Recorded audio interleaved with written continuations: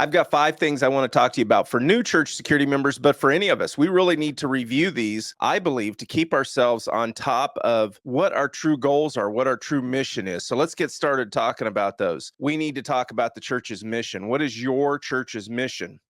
Because we support that. We don't overrule it. We're not more important than the church's mission. We support the church's mission. So we've got to pay attention to that.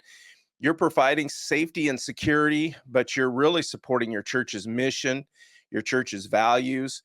So we've got to talk about words like respect, compassion, leadership. We've got to be welcoming. An example of a mission you might be, we're committed to fulfilling a fourfold mission. Its primary reason for being for your church is evangelize the lost, worship God, disciple believers, show compassion. And all of our missions are going to be different. But you look at each one of these, we're supposed to be supporting those. So we need to set the groundwork. How do we evangelize the lost? We need to be warm and welcoming. I mean, that's a big part of it. Welcome them in, greet them, say hi. It's part of your security mission, but it's part of your mission of your church as well. And you want to prevent things from interfering with the worship of God or the learning about God, those kind of things. We want to prevent interference. So we've got to be on our game and making sure that we're paying attention to people that are coming in and doing our best to screen individuals, keep issues outside so that we don't interfere with that. And the list will go on for you, for your church's mission. And you've got to be looking at those components, and we should be talking about it. We should be talking about it your first day in church security, and we should be talking about it our first year and our 10th anniversary of working with our church security team. We should be talking about this as well as these 5 things, I believe. And number 2, we got to train and prepare. We've got to be paying attention to what training and prep should we be doing individually or as a church security team. And it's so hard.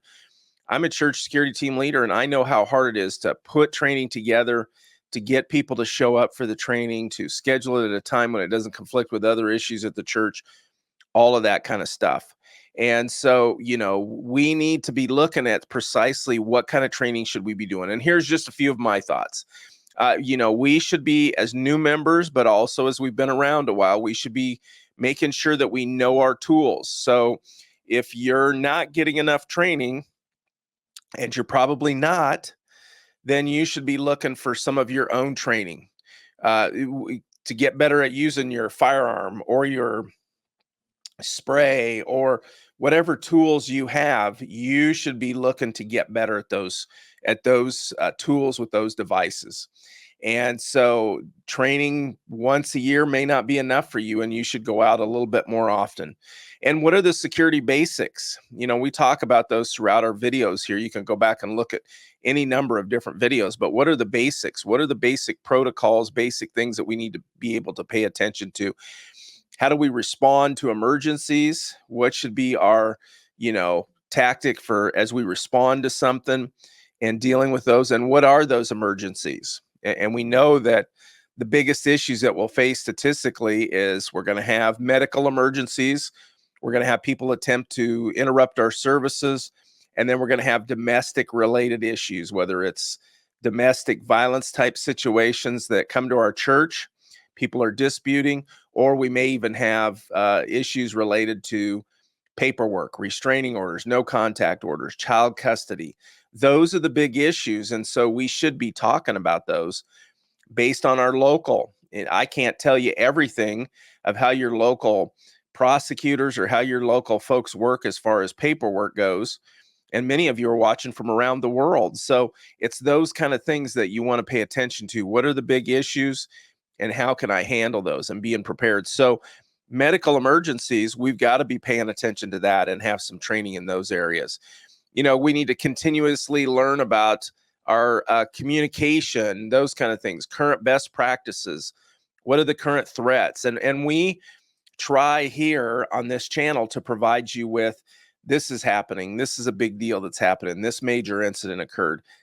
But wherever you can get that information, there's other channels that are doing that. Make sure that you're paying attention to what are the new threats, what are the current issues that people are having out there, and we want to always be thinking about the best sprays, what another church did, what are the best tools, even the best firearms. What's the best? If there's a new firearm in the caliber that you like and it's smaller and it carries quite a few rounds, we should probably be paying attention to that if it's going to help you in your situation. So, what are the current threats to churches? It's really just about keeping up with what are the trends. So, keeping yourself educated. Just don't show up on Saturday morning, Saturday evening, Sunday morning, whatever day you hold church, whatever day your duty spot and station is about. Don't just show up on that day and expect to just walk into church security and do it. Because there's a lot more to it than that. It doesn't have to consume your life, but we need to pay attention to trends. We need to pay attention to what are the latest things, and it's tough to do that. I'm in this business of paying attention, and sometimes a new spray or a new gel just recently here crept up on me. Kurt from Ungun shared with us that uh, there was a new gel and it had been out for a while, but I hadn't heard of it. And I'm in this business of paying attention to stuff, so there is a lot more that you need to know about and that I need to know about. So we can't just show up the day of our duty station and our time assigned and expect to be on our A game for our people and for our churches. So we're paying attention to what's going on, and it doesn't have to take a lot of time, just a little bit of time here and there to pay attention. Pay attention to our channel. We try to give you the big stuff. We try to give you the latest threats, that kind of stuff. And so pay attention to our channel here, if nothing else. Subscribe, pay attention, get connected with us. We should be trying to improve our communication skills. Don't forget that a huge part of our work is supporting that mission, which is evangelizing the people, being warm and welcoming, and whatever we can do. So improving our communication skills is a huge part of that. We want to de-escalate problems, get people calmed down, and be able to maybe minister to them. Even if they're fired up and upset about something, we want to be able to get them calmed down and see if we can't minister to them in this situation and turn it into an opportunity, if you will. And so that's a big part, learning the communication skill, de-escalation techniques, be able to handle conflicts peacefully and effectively, and be verbally excellent, if you will. Those are important things, important components to being a new church security member. Or you can see here where some of us probably need to refresh and be reminded and maybe find some new training on de-escalation. And I hate to keep saying it, but you can find that kind of stuff right here on this channel if you dig around just a little bit. Supporting our team, collaborating with our team. That's a big deal as well. Try to work well with our teammates. I hear so many folks talk about issues they're having, struggles they're having with people, and that's okay. We've got differences. Sometimes those are a benefit to our team. Sometimes those can be a hindrance, but don't let them become such a burr that you can't work with your team. That is so important. We'll have differences, but we got to be able to, when it comes down to it, on the date and time that we're working and that we're assigned to stuff, we got to be able to work together and support each other and collaborate. So don't make things such a big burr that you can't work with other people. And I do get notes from people all the time that just get so upset at the leadership, get so upset at their teammates. It's like, okay, they've got a drawback, but you and I probably have a drawback as well. We probably have a negative.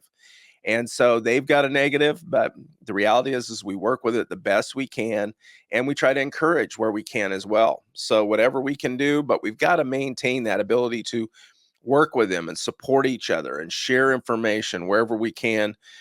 And part of that, if you're the team leader, is we need regular team meetings to discuss issues, review protocols, operation, and build that camaraderie. We need to have time together, not too much, but we need to have some time every once in a while to work on that. And then we come to our number 5, and that's you hear it all the time, being situationally aware, being vigilant. You got to stay alert when you're on your post, stay alert. And that's the prep stuff we're talking about too. Situational awareness is not just when you get to your post, not just when you get to church, but it's also being aware going into it. What is the environment in our world right now? What's the environment in our community? Is there an active shooter out running around in our community right now, or is there other issues going on? You should probably be aware of, is there a lot of theft from cars going on in your community right now? The catalytic converters, are a huge deal. Is there a lot of that going on in our community? Be aware of that stuff so that you're prepared coming into work of what you need to pay attention to, and what are the important topics, if you will. So put down your cell phones. Don't get distracted by unnecessary chatter.